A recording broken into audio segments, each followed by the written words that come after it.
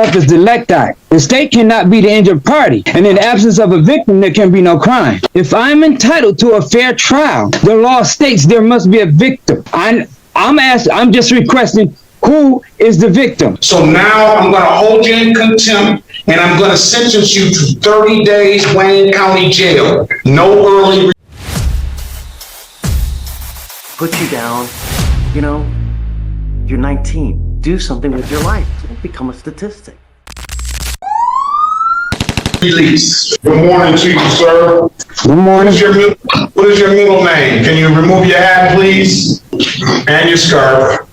What is your middle name, Mr. Gardner? Earl. Earl? No. He's on the 130 docket, Your Honor, I believe. If you want to, Your Honor, I can give House Counsel an offer right now. She can report it to him. On James Garner, do you see all the cases he has? I see just the 4 that are on the docket. Or 5. You've got more? He's got plenty more. Okay.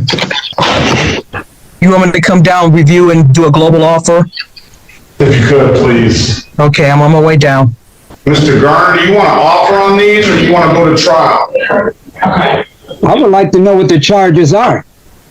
Okay. This is the city of Detroit versus James Earl Garner.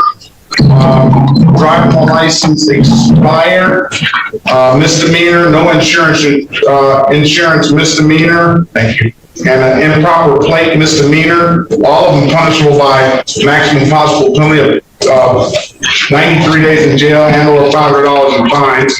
Counts 1 and counts 2, expired license and no insurance misdemeanor, both punishable by 93 days in jail and or $500 in fines. Same improper plate, same punishment, $500 in 93 days in jail and or $500 in fines, maximum possible penalty.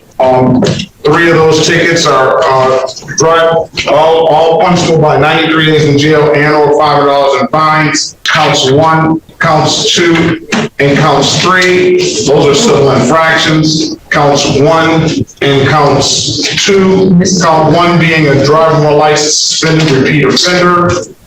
This one is in warrant status, probably an old case that he didn't pay. SB appearance for the record, please. Sherika Harris on behalf of Mr. Garner. Mr. Garner, please state your name for the record. First off, I do have a couple. You gotta state your name first. You gotta state your name first. No, I think, wait a minute, Ms. Harris. I think Mr. Garner is going to represent himself. Am I correct, Mr. Garner? I'm representing myself in what?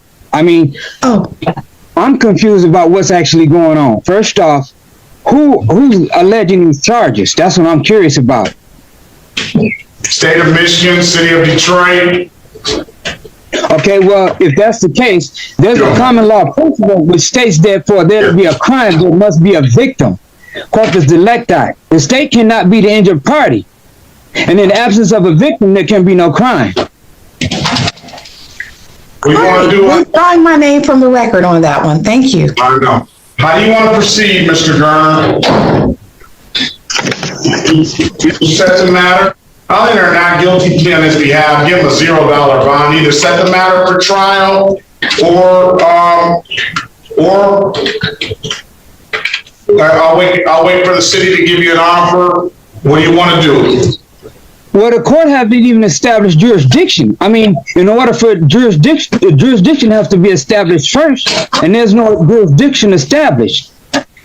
And once jurisdiction is challenged, that must be settled before charges can be brought. All right. Do you want to put that in a motion, sir? As far as I'm concerned, any and all charges must be dismissed because there is no complaining witness.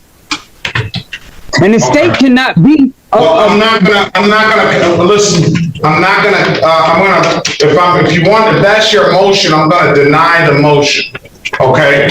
So all we're gonna do now, we're not gonna keep going back and forth.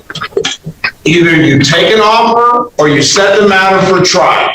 Which one do you want? Respectfully, in order for this to continue, there must be a complaining witness, and the state cannot be a complaining witness. Now, if I'm entitled to a fair trial, The law states there must be a victim.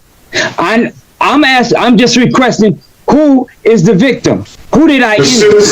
The citizens of the city of Detroit and the state of Michigan are the victims. The state cannot be a victim. And if that's the case, I said the citizens of the city of Detroit and the state of Michigan are the victims. if that's the case, Mr. Garner, can we just go into a breakout room and then maybe I can give you a little bit of advice to assist you with moving forward? Would you be agreeable to that? Sure.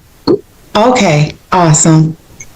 Join the breakout room, we'll pass the matter. All right, are we ready on Garner? I believe he's ready, Your Honor. He's representing himself. Let's go back on the record with Garner.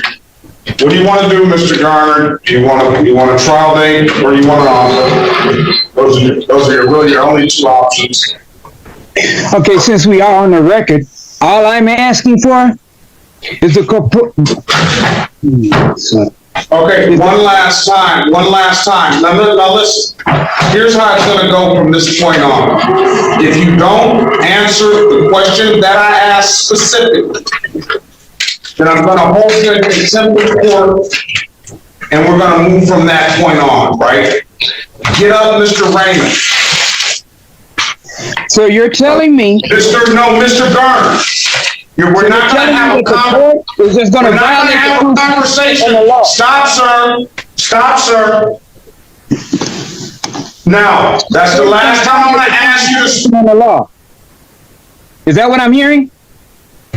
All right. I'm asking. I'm gonna hold Mr. Garner in contempt of court.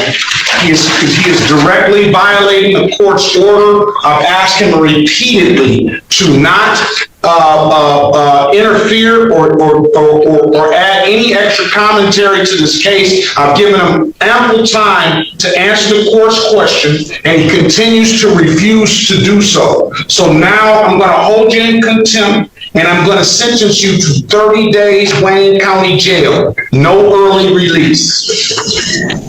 So that means that the court is just going to violate my rights because I'm defending myself? Is that what I'm hearing? 30 days, Wayne County Jail, no early release.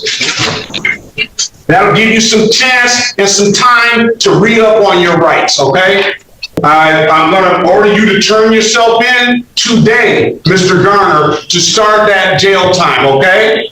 So I have a question. I'm not answering any more of your questions. Turn yourself into the Wayne County Jail today. So the court is going to be in direct violation of my rights in the law. Is that where